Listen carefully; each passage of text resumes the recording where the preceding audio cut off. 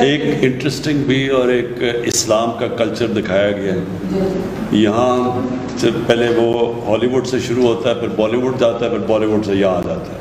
ایک third hand culture promote ہو رہا ہے. میں اس لیے چاہتا ہوں کہ کوئی پتہ تو چلے ہمارے بچوں کو، نوجوانوں کو، کہ فرق کیا ہمارے میں، کہ ہمارا بھی ایک کلچر ہے، اس میں بھی رومانس ہے، اس میں بھی تاریخ کا حصہ ہے، لیکن اس کے اندر اپنی اسلام کے ویلیوز دکھائے گئے ہیں. اور بدقسمتی سے جو مجھے بڑا افسوس سے کہنا پڑتا ہے، جو میں دیکھ رہا ہوں یہ بالی ووڈ سے ایک بالکل، بالی ووڈ میں بھی کبھی آج سے 30-40 سال پہلے آپ کبھی اس طرح کی فحاشی نہیں دیکھتے تھے. اب وہ اتنا گند آ گیا ہے. جو مغربی جو ہالی ووڈ کی جو سب سے بدترین چیزیں ہیں وہ انہوں نے اپنا لی ہیں، لیکن وہ نہیں دکھائی جو کہ ان کے معاشرے کی طاقت ہے. تو اس کا بڑا برا اثر ہمارے بچوں پہ پڑ رہا ہے، اور اس کا بڑا برا اثر اسکولوں کے پر پڑ رہا ہے. ڈرگ کلچر ڈیولپ ہو رہا ہے، ہماری سیکس کرائمز بڑھ رہی ہیں، بچوں کے خلاف کرائمز بڑھ رہی ہیں جب آپ ایک معاشرے میں اس طرح کی فحاشی پھیلاتے ہیں. تو میں یہ چاہ رہا ہوں کہ ایک مختلف کلچر دکھایا جو لوگوں کو بتائے کہ اس کے علاوہ بھی کوئی ایک طرز زندگی تھی، ایک کلچر تھا، ایک ویلیوز تھے، کیونکہ وہ یہ ڈائریکٹلی امپیکٹ کرتا ہے فیملی سسٹم کو. یاد رکھیں معاشرے کے اندر جیسی فحاشی بڑھتی جاتی ہے، فیملی سسٹم گرتا جاتا ہے. جب میں برطانیہ میں پہلی دفعہ گیا تھا 18 سال کی عمر میں، تو ایک طلاق ہوتی تھی ہر 14 شادیوں میں، ایک طلاق ہر 14 شادیوں میں. اب جب میں پچھلے 8-10 سالوں میں ہر 10 شادیوں میں 6 یا 7 اب طلاق ہو جاتی ہیں. تو یہ ڈائریکٹ امپیکٹ ہے کہ جیسے جیسے یہ فحاشی بڑھتی گئی، وہ ڈائریکٹ پریشر پڑا فیملی سسٹم پہ. اور اسلام کا سارا کلچر ہی یہ ہے کہ وہ پروٹیکٹ کرتا تھا فیملی سسٹم. یہ جو ہمیں چیزیں بتائی ہیں ہمارے کلچر میں، یہ جو ماڈسٹی، یعنی یہ اپنے جسموں کی نمائش نہ کرنا، اس کے پیچھے ایک پورا فلسفہ ہے کہ آپ نے اپنے فیملی سسٹم پروٹیکٹ کرنا ہے. تو ہمارا انڈیا میں آپ دیکھ رہے ہیں ان کی جو مغربی ایلیٹ ہے، اس کے اندر فیملی سسٹم بھی ٹوٹتا جا رہا ہے جیسے مغرب میں. تو ایک تو یہ وجہ ہے. ایک اور بھی ایک ہے صوفی کے اوپر، یونس امیر، وہ بھی ترک ہے، وہ اس کی وہ نیکسٹ ٹرانسلیشن آپ نے کرنی ہے. اچھا جی، میں دوسری چیز آپ کو دیکھیں، میں نے پاکستان کے میڈیا کو ایوالو کرتے دیکھا ہے. ہم نے دیکھا ہے اس کو کہ کیسے یہ چینج ہوتا گیا. پہلے ہوتا تھا صرف پی ٹی وی، اور میں ان لوگوں میں سے تھا جس نے جب جنرل مشرف کی آئی گورنمنٹ، تو ہم نے بڑا کہا کہ ان کو کہ باقی ٹی وی چینلز کو آنے دیں. اس سے پہلے صرف پی ٹی وی ہوتا تھا. تو یہ 2002, 3, 4 میں شروع ہوئی باقی ٹی وی چینلز، اور ہم نے دیکھا کہ یہ کیسے پہلے لوگ بڑا انٹرسٹ لیتے تھے کرنٹ افیئر پروگرامز میں. تو بڑا کرنٹ افیئر پروگرامز ایسے نہیں شروع ہوئے ایسے کہ واقعی ایک اس میں سے لوگوں کو پتہ چلتا تھا، ڈفرینٹ موقف کی سمجھ آتی تھی. اچھا جی، یہ پارٹی کا یہ موقف ہے، اپوزیشن کا یہ، گورنمنٹ کا یہ. بڑا اچھا شروع ہوا ایسے، اور اس میں کئی اینکرز ایک دم بڑے اوپر آ گئے. جتنے وہ اچھے کرتے تھے تو وہ اوپر آنے شروع ہو گئے. پھر ہوا کیا، یہ چلتا گیا. اگر آپ دیکھیں ان کی ratings T V chat shows کی، تو یہ بڑھتی گئی 2010 تک، 2011 تک یہ ٹی وی چینلز کی جو کرنٹ بڑھتی گئی، اور یہ بڑھتا گیا. اور یہ آخر میں یہ وہ سٹیج آ گئی کہ جو چیٹ شوز کی جو لوگ دیکھتے تھے، لوگوں کے لیے بے معنی ہو گئی چیٹ شوز. وہ کیوں ہو گئی؟ کیونکہ وہاں تو صرف ایک بازار لگ گیا، وہ اس کو برا کہے، کوئی اس کو برا کہے. بیچ میں جو اصل جو لوگ انفارمیشن لینا چاہتے ہیں وہ کم ہونی شروع ہو گئی. تو آپ جب بات کرتے ہیں نا کہ یوٹیوب کے اوپر لوگ آ رہے ہیں اور آپ کی سنتے ہیں، کیونکہ لوگ انفارمیشن چاہتے ہیں. تو جب وہ دیکھتے ہیں کہ ٹی وی چیٹ شو میں ایک دوسرے کے شور مچا ہوا، برا بھلا ایک دوسرے کو کہہ رہے ہیں، بیچ میں سے نکلتا کچھ بھی نہیں، کوئی کچھ کہہ رہا ہے، کوئی کچھ کہہ رہا ہے. اصل میں تو لوگ جو سچ لوگ ڈھونڈنا چاہتے ہیں وہ چھپ جاتا ہے.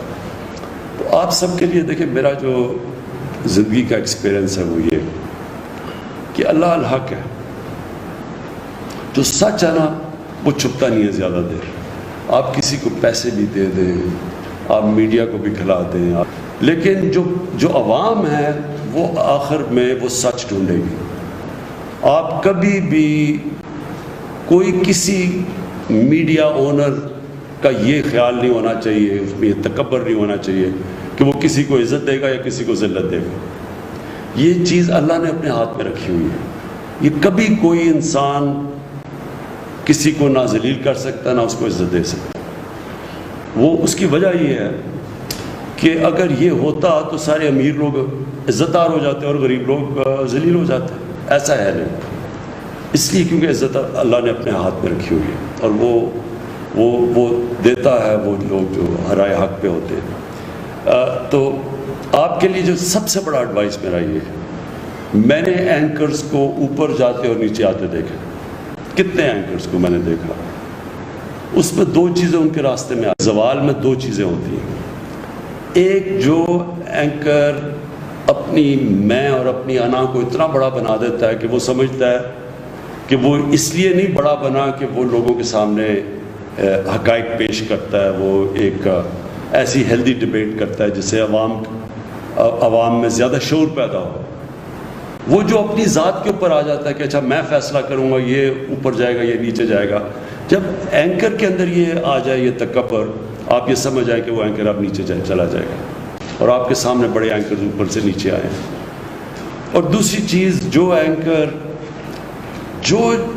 جب تک لوگ یہ سمجھتے ہیں کہ یہ اصل میں یہ غلطیاں بھی کرے گا لیکن یہ ہے سچا آدمی, یہ ہے قوم کے لیے بات کرے گا, یہ رائے حق پہ کھڑا ہوگا, تب تک لوگ ہمیشہ اس کو سنیں گے, اس کا گراف اوپر جائے گا. جب ان کو یہ ہو گیا نا, اور کئی ایسے اینکرز آپ نے دیکھا ہوگا, جب ان کی کریڈیبلٹی گئی کہ جی لوگوں نے کہا اچھا جی یہ جو بات کر رہا ہے اس میں تو, جب اس کی 3-4 چیزیں پروو ہو جائیں کہ یہ اس نے سچ نہیں بولا یا اس نے مس لیڈ کیا لوگوں کو, غلط تو اس کے جب کریڈیبلٹی جاتی ہے آپ یہ سمجھ آئیں کہ اینکر کا پھر گراف نیچے جانا شروع ہو جاتا ہے.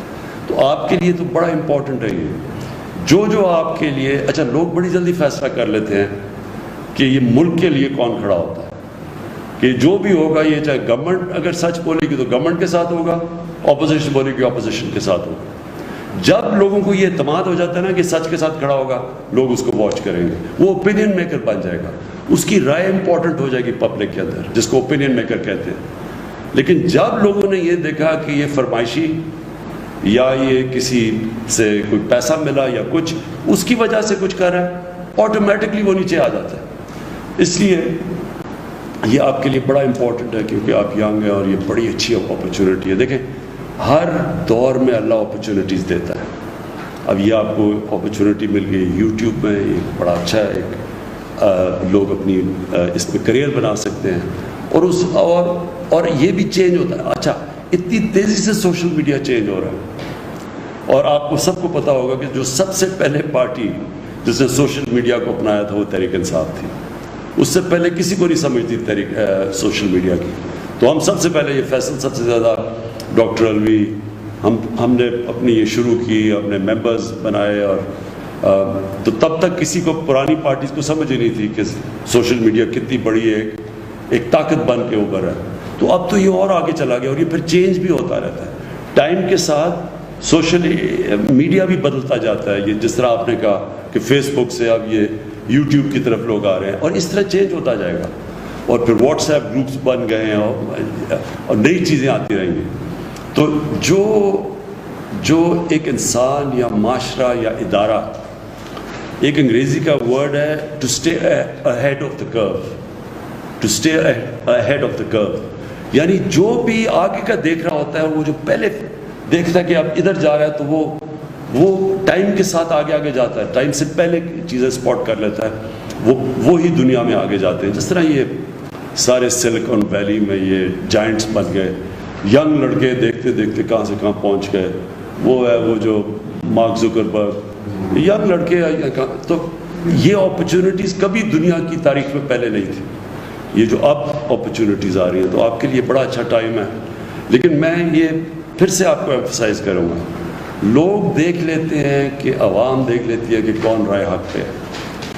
آج نہیں, تھوڑی دیر کے لیے لوگ, وہ ایک ابراہیم لنکن کی سینگ ہے, بڑی اچھی سینگ ہے کہ تھوڑی دیر آپ سب کو پاگل بنا سکتے ہیں اور سارا وقت صرف آپ تھوڑے سے لوگوں کو پاگل بنا سکتے ہیں, لیکن سارا وقت کوئی بھی آج تک سارے لوگوں کو پاگل نہیں بنا سکا, کیونکہ اللہ الحق ہے. اور یہ جو کرونا ہے, یہ یاد رکھیں بہت بڑا امتحان اللہ نے ہمیں نہیں, پاکستان ہی نہیں, ساری دنیا پہ بہت بڑا امتحان دیا. اس کے اندر جو سب سے امپورٹنٹ چیز یہ ہے, ہمارے جیسے ملکوں کے لیے, ہندوستان کے لیے, بنگلہ دیش کے لیے, ساؤتھ افریقہ کے اندر ملک ہیں جدھر غربت ہے, جدھر وہاں بھی کچی آبادیاں ہیں, ادھر ایک بالکل مختلف امتحان ہے بنسبت یورپ, چائنا, امریکہ, وہاں بالکل مختلف چیلنجز ہیں. تو اس لیے اس کے اندر جو ہمارا ملک نکلے گا, یہ بڑا ضروری ہے کہ ہم ایک قوم بن کے اس امتحان میں سب ہم امتحان میں شرکت کریں. ہماری پوری کوشش ہے کہ سب جو لاک ڈاؤن کی وجہ سے بیچارہ ہمارا جو کمزور طبقہ اس وقت مشکلوں میں پڑ گیا ہے, کبھی بھی ایسی بے روزگاری نہیں تھی. اور امریکہ میں بے روزگاری کا مطلب ہی کچھ اور ہے, کیونکہ وہاں تو بے روزگار ہوتا ہے تو وہ آ جاتا ہے سوشل سیکیورٹی پہ, اس کو حکومت پیسے دینا شروع کر دیتی ہے, سب رجسٹرڈ ہے. ہمارا 75-80% جو ڈیلی جو دیہاڑی دار ہے, وہ جب بے روزگار ہوتا ہے تو اس کی تو کسی کے پاس رجسٹریشن ہے ہی نہیں, کوئی اس کا ریکارڈ ہی نہیں ہے, وہ جا کے گھر بیٹھ جاتا ہے. اس کی دیہاڑی پہ وہ اس کی فیملی ڈپینڈ کرتی ہے, بچے, اس کی بیوی ڈپینڈ کرتے ہیں کہ جا کے کھانا لے کے آئے یا پیسے ہوں, تو ان کے لیے اس وقت بہت مشکل ہے. جس کی وجہ سے میں ہمیشہ سمجھتا تھا کہ ہمیں لاک ڈاؤن مختلف طریقے سے کرنا چاہیے تھا, یعنی شادیاں, کالجز, یونیورسٹیز, میچز وغیرہ جدھر لوگ جمع ہوتے ہیں وہ تو بند کر دینے چاہیے تھے, لیکن ہمیں کاروبار نہیں بند کرنا چاہیے تھا. اس میں سوچ سمجھ کے کاروبار کے اندر, مثلا دکانیں بھی ہم 1-2-3 دکانیں چھوڑ کے ان کو کھول دیتے اور پھر باری یعنی روٹیٹ کرتے تھے تاکہ روزگار چلتا رہتا.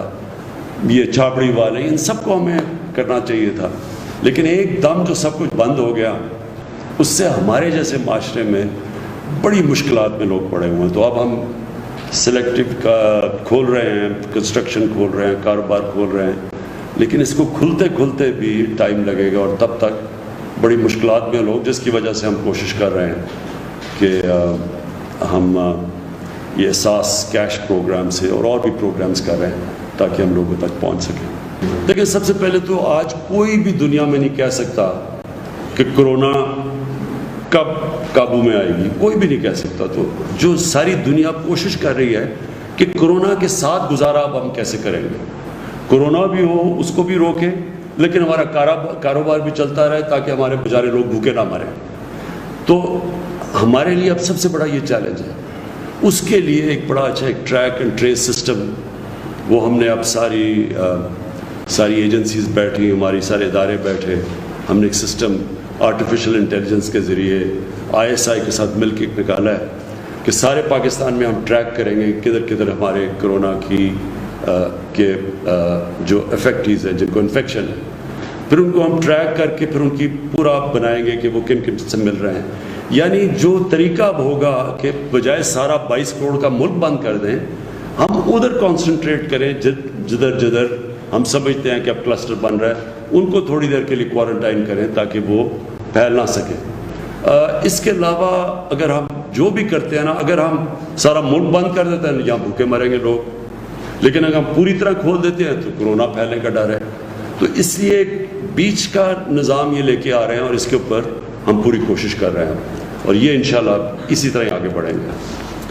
جو ہر کرائسس ہوتا ہے نا, اس میں اللہ نے ایک ایسا نظام بنایا ہوا ہے کہ اس میں اگر انسان اپنا عقل استعمال کرے تو اس میں موقع بھی بڑے مل جاتے ہیں. اور کرائسس کے اندر کئی بڑی زبردست چیزیں ہو جاتی ہیں, کیونکہ انسان کو اللہ نے بنایا ایسا ہے. ایک انگریزی کا فریز ہے, necessity is the mother of invention. جب آپ پھنس جاتے ہیں نا تو اللہ نے ہمارے میں اتنی صلاحیتیں دینی ہے کہ اگر ہم اپنا ذہن استعمال کریں تو اس میں سے راستے نکلاتے ہیں. تو اس میں سے ایک یہ راستہ ہے کہ جو ٹیلی ایجوکیشن ہے، دوسرا ٹیلی میڈیسن، کہ ہم سب تک تو نہیں پہنچ سکتے لیکن ہم ٹیلی ویژن کے جو ریموٹ علاقوں میں ہیں لوگ ٹی وی کے اوپر سامنے آئیں. یہ ٹیکنالوجی بڑھ چکی ہے تاکہ وہاں یہاں بھی ڈاکٹر بیٹھا بیٹھا ادھر ان کو اوپینین دے کہ آپ کو یہ بیماری ہے، یہ آپ یہ کریں جو بھی. اور یہ جو اسکولوں کا نظام، کیونکہ ہمارے بچے اسکولوں سے باہر ہیں، تو یہ ٹیلی ایجوکیشن کے ذریعے ہم کئی ان علاقوں میں پہنچے جدھر ہمارے ٹیچر ہی نہیں ہیں یا نہیں جاتے، یا جب تک ٹیچر نہیں جاتے تو تب تک بچوں تک پہنچ سکیں. اور بھی بڑی چیزیں ہیں، اور بھی میرے خیال میں ہم اب نئی نئی چیزیں سوچ رہے ہیں کہ ہم کیسے اس کو دیکھتے، وائرس کو دیکھتے ہوئے کیسے اب ہم اور چیزیں کر سکتے ہیں کہ ہم اپنا ملک بھی چلاتے رہیں ہیں، بچوں کو بھی پڑھاتے رہیں، لیکن یہ کرونا کا بھی کو سنبھال سکیں. ایک عام یہ ہے کہ پتہ نہیں گورنمنٹ کو اربوں ڈالر آ گئے باہر سے اور یہ تقسیم ہو رہے ہیں، کسی کو ہو رہے ہیں کسی کو نہیں. کیا باہر سے اب تک ہمیں جو امداد مل رہی ہے عالمی مالیاتی اداروں کی طرف سے بھی مل رہی ہے؟ کوئی امداد کئی باہر سے نہیں مل رہی. اس ذہن میں ڈالیں، کوئی صرف ہمیں آئی ایم ایف نے جو ہمارا مشکل پڑ، ہماری ایکسپورٹس گر گئی ہیں، ساری دنیا کی ایکسپورٹس گر گئی ہیں، ہماری جو ریمیٹنسز آنی تھی، جو ہمارے پاکستانیوں نے پیسے بھیجنے تھے وہ گر گئے. تو انہوں نے جو ہم نے قرضے دینے تھے، پرانے قرضے لیے ہوئے تھے، ان کی جو قسطیں دینی تھی اس قسطوں میں رعایت ملی ہے. سو امداد کوئی نہیں آئی. امداد اس لیے تو ہم اپنے لوگوں سے پیسے اکٹھے کر رہے ہیں اور کوشش کر رہے ہیں کہ ہمارا جو کاروبار شروع ہو تاکہ ہماری کوئی کلیکشن ہو، کیونکہ ہماری ٹیکس کلیکشن بھی گر گئی ہے. اوکے جی، تھینک یو.